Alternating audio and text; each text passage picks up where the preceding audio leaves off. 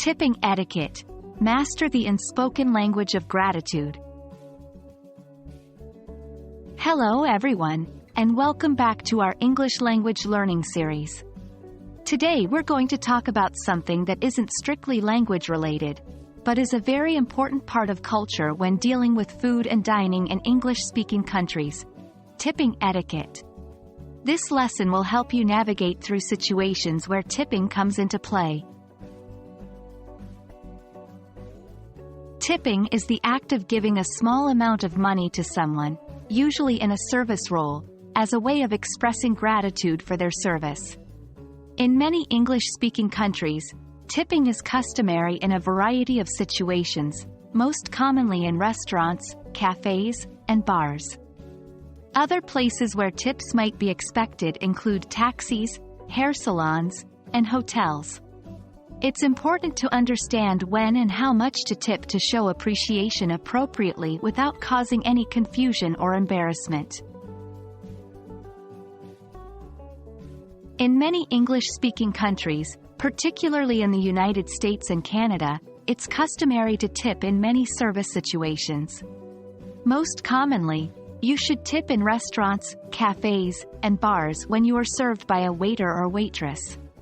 Tipping is also common in taxis, at hair salons, and for hotel housekeeping. If you are ever unsure about whether to tip, it's often better to ask someone local or look up tipping customs online for that particular region. The amount you should tip can vary depending on the country and the type of service, but here are some general guidelines. In restaurants, a tip of 15 to 20% of the total bill is typically expected for good service in the United States.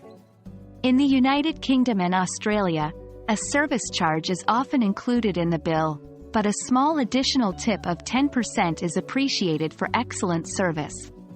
For taxi services, a tip of around 10 to 15% is usually acceptable. For hotel housekeeping, a common practice is to leave a few dollars or pounds per day.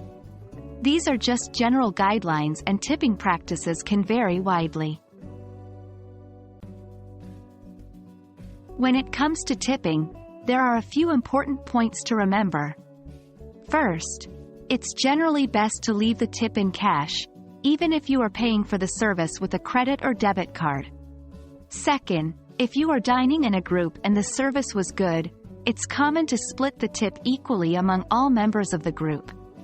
Finally, if the service was particularly bad, it's acceptable to leave a smaller tip or no tip at all, although this should be a last resort. Navigating through the world of tipping can be a bit challenging at first, but with a bit of knowledge and practice, you'll master this important cultural aspect. Remember, tipping isn't just about the money.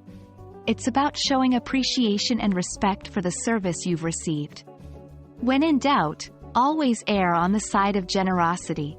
We hope this video has been helpful in clarifying the etiquette of tipping in English-speaking countries. See you in our next lesson.